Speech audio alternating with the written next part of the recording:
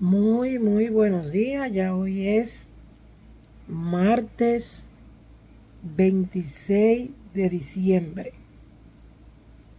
Le damos gracias a Dios por una oportunidad más. Le damos gracias a Dios porque Él cuida nuestra ciudad, porque Él cuida nuestra entrada y nuestra salida. Le damos gracias a Dios porque aunque nosotros, las circunstancias no nos dejan verlo así, pero Él tiene el control. El capítulo de hoy es el capítulo 23 y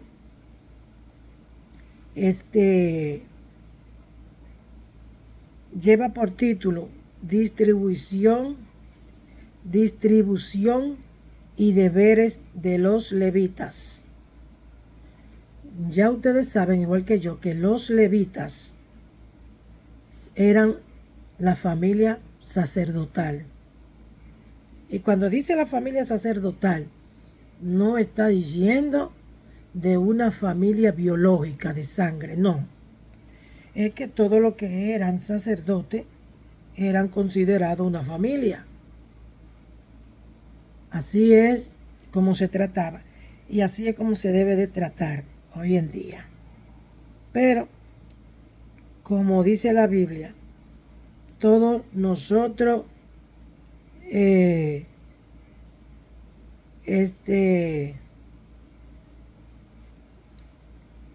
todos nosotros hacemos lo que nos da la gana. Y ya le dije que este capítulo ya nosotros lo leímos en el libro de Samuel. Pero en Dios no hay casualidad. Algunos puntos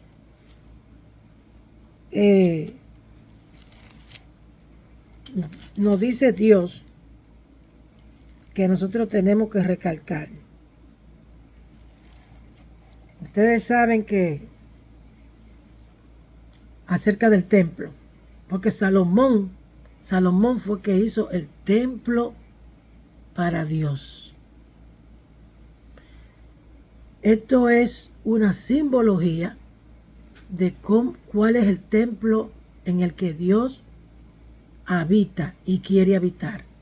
Nosotros, y somos nosotros. Cada uno de nosotros es un templo de Dios. Tus acciones es la que dice la clase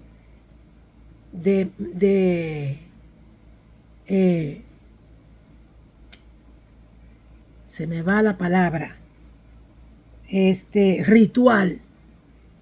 Cada uno de nosotros lleva un ritual y tus acciones son lo que dice el ritual que tú llevas por dentro.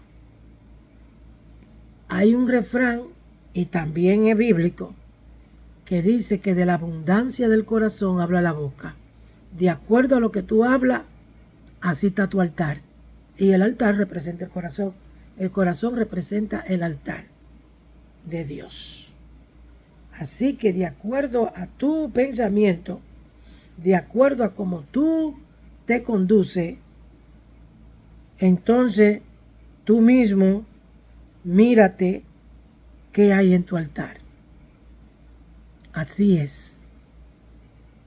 Lo que pasa es que el hombre, desde que Dios hizo al hombre, y cuando hablo del hombre estoy hablando de varón, no estoy hablando de la mujer, desde que Dios hizo al hombre, el hombre nunca ha querido someterse a Dios. El hombre siempre ha querido hacer lo que le da la gana. Dice la Biblia que la tierra estaba desordenada y vacía. Bueno, así mismo está el hombre, desordenado y vacío. Y la mujer le sigue. La mujer le sigue. Según la Biblia, la mujer sigue al hombre, pero el pecado hace que el hombre siga a la mujer. El pecado, el desorden. Pero ese es el orden. Ese es el orden de que la mujer siga al hombre.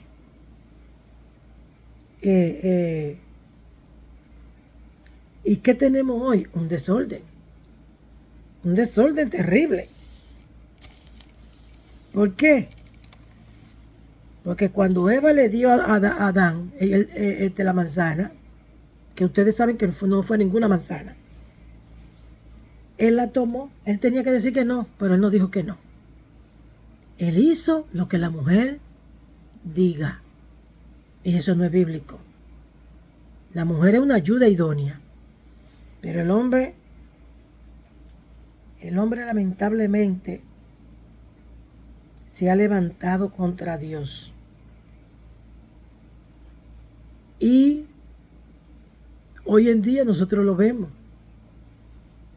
Cuando un hijo se levanta contra su papá o su mamá, está viviendo ese acontecimiento, vuelve y se repite. Adán se levanta contra Dios. ¿Por qué? Porque no hace lo que su padre le dijo. Cuando usted está leyendo la genealogía de Adán, comienza desde el último, y fulano fue hijo de fulano, y fulano de sutano, y así va. Y cuando llega Adán dice, y Adán, hijo de Dios. Y Adán se levanta contra Dios porque no hace lo que Dios le dijo. Y la Biblia dice que por un hombre entró el pecado. No dice que fue por una mujer, no dice que fue Eva, dice por el hombre. Pero a los hombres, y cuando hablo de los hombres, hablo de los líderes religiosos. Los líderes religiosos machistas no aceptan eso. No aceptan eso. Entonces tienen a la mujer como lo poco, como lo que es poco. Y en cuanto al ministerio con Dios, la mujer es más grande. En cuanto al ministerio con Dios, la mujer es más grande, porque al cuanto al ministerio, ella es más inteligente. Ella es más inteligente. La mujer es la que decide callar o hacer hablar al diablo. Es bíblico, léalo en la Biblia. Léalo en la Biblia. No, eso no está escrito por estar. Entonces, el capítulo de hoy habla de los deberes de los levitas. Y comienza, el primer párrafo, comienza mencionando nombres, que yo no voy a leer esos nombres porque lo que habla es lo que fueron los hijos de Leví, los hijos de Gerson y así sucesivamente. Entonces yo voy a tocar otro punto que son más importantes y es 2 o 3 versos. Por ejemplo, dice: siendo pues David ya viejo y lleno de días, hizo a Salomón su hijo rey sobre Israel, y juntando a todos los principales de Israel y a los sacerdotes y levitas, fueron contados los levitas de 30 años arriba, y fue el número de ellos por su cabeza contados uno por uno 38,000. De esto 24,000 para dirigir la obra de la casa de Jehová, y 6,000 para gobernadores y jueces, porque ese era el oficio del sacerdote. El sacerdote era el que tenía la autoridad de decir a quién mataban y a quién dejaban vivo, y el tipo de ofrenda que tenía que traer. Ellos eran los que pasaban revista, porque Dios era Dios fue el que determinó la ofrenda que había que traer. Ustedes saben que esto nosotros lo vimos en el libro de Levítico. Pero quise leer estos versos, para que nosotros entendamos cuál era. Los levitas eran todos los que eran llamados a ser sacerdotes. Todavía no eran sacerdotes. Es lo que hoy en día le llaman el seminario. El levita era un seminarista, pero ellos comenzaban el sacerdocio, venían a ser sacerdote a los 30 años. Y gobernaban, eran sacerdotes hasta los 50. Sí, exacto. Muchos ejercían el sacerdocio por 20 años, otros por 30 años. Acuérdense que los levitas eran todos los hijos primogénitos que servían como sacerdotes. También estaban las mujeres, pero las mujeres hacían otro tipo de oficio. Por eso es que dicen que María estaba en el templo. ¿Por qué? Porque a ser primera hija, los primeros hijos se le entregaban a Dios, sea hembra o sea varones. Eran de Dios y tenían que trabajar en el templo. Entonces, por eso María, la madre de Dios,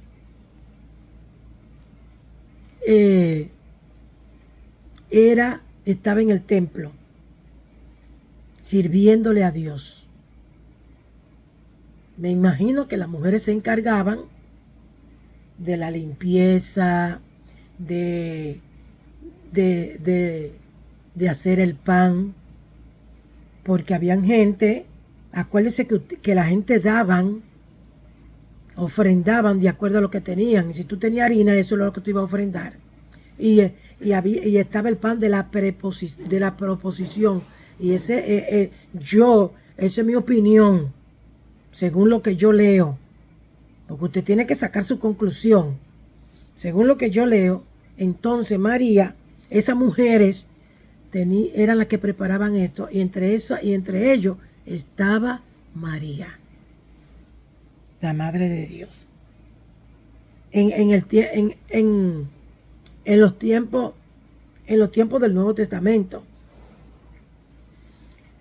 todo hijo varón, todo primogénito, se entregaba venían a ser sacerdotes. Pero todos los hijos primogénitos, lo primero, porque esa fue la orden que Dios le dio. Todo lo primero es mío. Aunque todo era de Dios.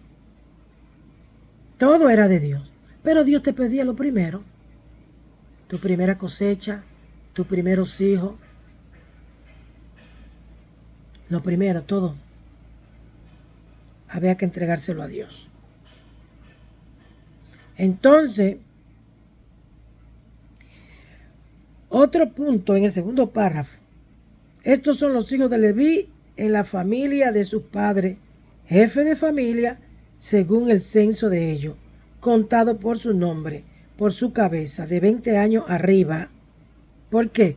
Porque empezaban a ejercer el sacerdocio de 20 años arriba, los cuales trabajaban en el ministerio de la casa de Jehová. Porque David dijo: Jehová Dios de Israel ha dado paz a su pueblo Israel, y él habitará en Jerusalén para siempre. Y también los levitas no tendrán que llevar más el tabernáculo y todos los utensilios para su ministerio. Así que conforme a sus postreras palabras de David, se hizo la cuenta de los hijos de Leví de 20 años arriba, y estaban bajo la orden de los hijos de Aarón. Aarón fue el primer sacerdote que Dios eligió. Y de ahí se comenzó a ejercer el sacerdocio para ministrar en la casa de Jehová, en los atrios de la cámara y en la purificación de toda cosa santificada, y en la demás de obra del ministerio de la casa de Dios. Acuérdense que hay un orden, y por eso es que la Biblia se escribió, para que nosotros sigamos ese orden, que es lo que menos nosotros hacemos lo que nos da la gana. ¿Qué simboliza el arca? El arca simboliza el cuerpo de nosotros. Ellos tenían que andar cargando el arca. ¿Por qué? Porque hoy en día el arca nosotros la cargamos dentro. El alma, el corazón. Y lamentablemente, estas palabras son las que el hombre ha confundido. Por eso hoy en día tenemos templo. Ya los templos para este tiempo no deberían de existir. ¿Por qué? Porque los templos somos nosotros. Los templos somos nosotros. Imagínese usted que yo me conduzca de acuerdo a la ley de Dios y que usted también lo haga y que todo el mundo coja vergüenza y comience a hacer lo que Dios diga. ¿A qué nosotros vamos al templo? ¿Es a purgar los pecados? Porque me siento bien, porque me siento mal. Y van y se confiesan. Los católicos se confiesan con un sacerdote. Los evangélicos se hincan en el banco, ahí bajan la cabeza y se confiesan y piden perdón. ¿Pero por qué? Porque no nos conducimos según lo que Dios nos está diciendo. Si yo hago lo que Dios me dice a mí, yo no tengo que confesarme, yo estoy bien. El que se confiesa es el que comete el pecado. Ese es el que se siente redargüido. Pero el evangélico que se hinca en el banco, no fue al banco que tú ofendiste. El sacerdote que se confiesa con el católico que se confiesa con el sacerdote, no fue al sacerdote que tú lastimaste. Eso no es lo que dice la Biblia. La Biblia dice, ve y ponte en paz con tu hermano. Eso es lo que la Biblia te está diciendo. Así sí es bonito, así sí es lindo. Yo maltratarte y ofenderte y hay que pedirle perdón al sacerdote o pedirle perdón a Dios. No, eso no es lo que Dios dice tampoco. Dios dice que así como tú perdonas, Él te perdonará. Entonces, por eso es que vemos tanto desorden, porque no estamos haciendo la cosa correcta. Jesucristo lo que dice es, ve y ponte en paz con tu hermano, ve, pídele perdón. Pídele perdón a la persona que tú ofendiste. Y lo dice bien claro. La persona iba a llevar la ofrenda, ella iba para la iglesia. Esa persona iba para la iglesia, eso está en el Nuevo Testamento. Iba para la iglesia. Pero ¿qué le dice Jesucristo? No, ponte en paz primero. Ve y ponte en paz con la persona que tú ofendiste. Pero yo le enseño eso a usted. Y desde ya usted está poniendo una barrera. Porque usted no está de acuerdo. Y sigue haciendo las mismas estupideces. Y seguimos haciendo las mismas estupideces. Y por eso es que hoy en día nos está llevando el diablo. Por eso es que este mundo está gobernado por el diablo. Porque nosotros estamos haciendo lo que el diablo te ha puesto en tu corazón. Lo que el diablo ha puesto en nuestro corazón. Entonces, cuando Dios levanta a una persona que te está enseñando como yo te estoy enseñando, entonces lo despreciamos, lo castigamos, le decimos que está hablando M, pero no nos ponemos a analizar, porque de una vez comenzamos a hablar, no nos callamos, no meditamos. Esto que yo te estoy diciendo a ti, medítalo en tu corazón y pídele a Dios que te dé sabiduría. Y pídeselo. Que eso es lo que tenemos que hacer. Cuando yo escucho algo que yo no sabía, yo medito. Yo comienzo a meditar y comienzo a amarrar cabo, como dicen.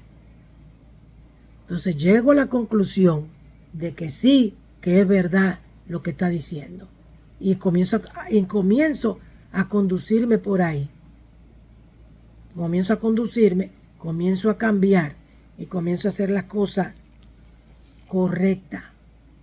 Porque hoy en día nosotros estamos saturados, estamos llenos de falsas enseñanzas que la religión, los sacerdotes y los pastores están enseñando. A mí no.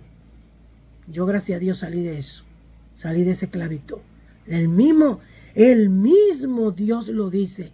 Sal de ahí. Y es de eso, de la falsedad y de la mentira. Que Dios te bendiga.